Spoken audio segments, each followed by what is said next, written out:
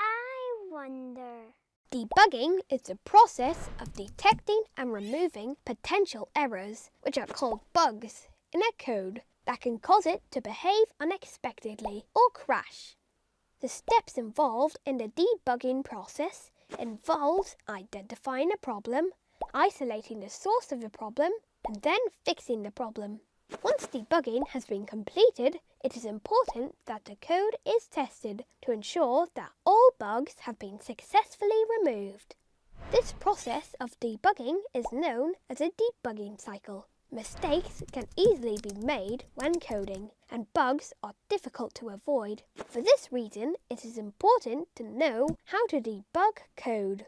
Most debugging is done as a reaction to an issue that occurred. However, preemptive debugging can also be done in order to prevent a bug from occurring.